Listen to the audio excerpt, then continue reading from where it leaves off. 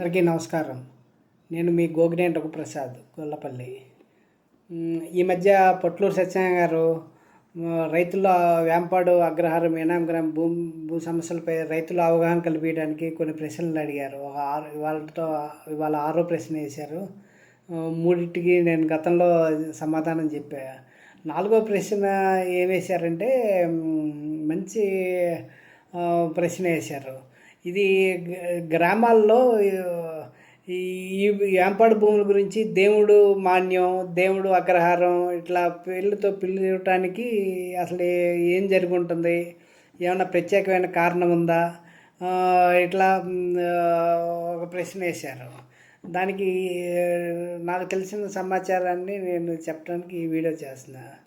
ఈ వేంపాడు అగ్రహారం ఏనాం గ్రామాన్ని 1860 సంవత్సరంలో నూజివీడు జమీందారులు ఏనాం ఫేర్ రిజిస్ట్రేషన్ ద్వారా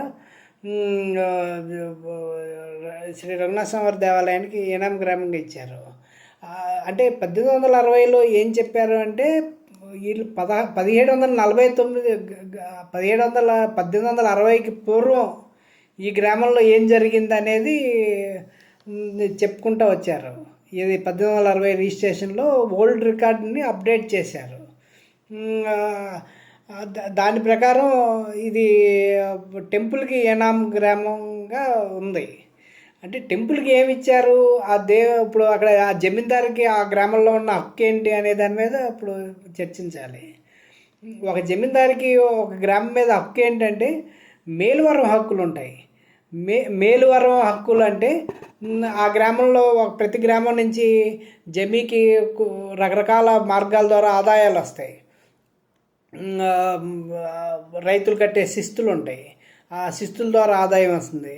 అట్లాగే ఏమన్నా బంజరు భూమి, అడవి భూమి ఉంటే ఆ భూముల్ని సాగు చేసి ఈ స్థానిక గ్రామాల్లో ఉన్న రైతులు వారి పశువులని కానీ ఇట్లా జీవాలని మేపుకున్నందుకు గ్రేజింగ్ పర్పస్ ప్రకారం పుల్లరీ ట్యాక్స్ అనే ఒకటి కలెక్ట్ చేసేవారు. ఆ పుల్లరీ ట్యాక్స్ ద్వారా కొంత రెవెన్యూ వస్తుంది. అట్లాగే మన ఈ వేంపాడుకి సంబంధించి నేను 1941 తీర్పులో కొన్ని చదివాను. ఆ రోజుకున్న పరిస్థితిని బట్టి అది మనకి మిర్జాపురంలో ముస్లిం సోదరులు ఉన్నారు కదా, వీళ్ళు ఆ రోజుల్లో ఈ భూముల్లో క్వారీయింగ్ చేసేవారంట. అంటే రాళ్ళు తొట్లు ఇట్లా రాళ్ళకు సంబంధించిన స్తంభాలు ఇట్లా తయారు చేసి అమ్ముకునేవారు. ఈ అమ్మినందుకు ఆ రోజుల్లో మనిషికి ఇంతని చెల్లించేవారంట జమీకి. అది ఒక ఆదాయంగా చూపించారు. అట్లాగే ఇట్లా రకరకాల ఆదాయాలు అన్నింటినీ జమీందారు తనకి రావాల్సిన హక్కు, మేలువారం హక్కు ఉంటుంది. ఆ హక్కుని ఏనాందారు టెంపుల్కి ఇచ్చారు. దాని ప్రకారమే ఇప్పుడు అంటే జమీందారికి ఏదైతే హక్కు ఉందో అదే కదా ట్రాన్స్ఫర్ అయింది. దీంట్లో సాగు చేసుకునే రైతు ఉంటాడు, ఆ రైతుకి కుడివరం రైట్స్ ఉంటాయి. ఆ కుడివరం రైట్స్ మనకి రైతుకి ఎస్టాబ్లిష్ అవుతాయి. ఇప్పుడు మనకి పూర్వం మనకి నూజివీడు, కానుమోలు రిజిస్టర్ ఆఫీసులు లేని టైంలో గన్నవరంలో రిజిస్టర్ ఆఫీస్ ఉండేది అంట. ఆ రిజిస్టర్ ఆఫీస్లో కొన్ని డాక్యుమెంట్స్ ఉన్నాయి. ఆ రోజుల్లో రిజిస్టర్ చేయించుకున్న వాళ్ళు ఎక్కడ ఇది వేంపాడు సర్వాగ్రహారం అని ఎత్తుకున్నారు. కానీ ఇప్పుడు ఇట్లా ఇది సో ఏనాందారు దేవాలయానికి సంబంధించిన భూమి అని వాళ్ళు ఏ డాక్యుమెంట్లోనూ ఎవరో రాసినవి నేను చూడలేదు. అంటే ఆ గ్రామం ఏనాందారుగా టెంపుల్ ఉంది కాబట్టి ఆ పేరు అట్లా కంటిన్యూ అవ్వకుండా వచ్చింది. మనకి భారతదేశం స్వతంత్రం వచ్చినాక ఎస్టేట్స్ అబాలిషన్ చట్టం, ఏనాం అబాలిషన్ యాక్ట్ చట్టం అని 2 చట్టాలు వచ్చినాయి. 1948లో ఎస్టేట్స్ అబాలిషన్ చట్టం వచ్చింది. 1956లో ఏనామ్స్ అబాలిషన్ చట్టం వచ్చింది.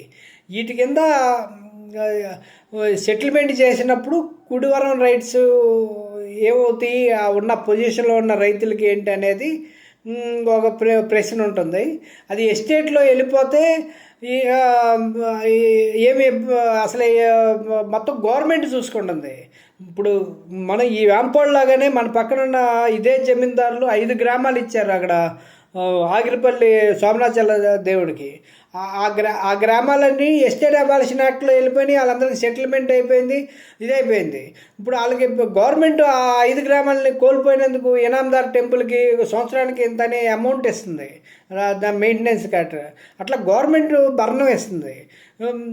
ఈ విషయంలో ఏమైందంటే పెండింగ్ పడింది. ఎస్టేట్ అబాలిషన్ యాక్ట్ కింద 1860లో ఇనాం ఫేర్ రిజిస్ట్రేషన్ ప్రకారం ఇది దాంట్లోకి చెందదు, ఎస్టేట్ అవ్వదని. అందుకని ఇప్పుడు అది అందుకనే పూర్వం నుంచి మన వాళ్ళు అట్లా వ్యవహరించారని నేను అనుకుంటున్నాను. నమస్కారం.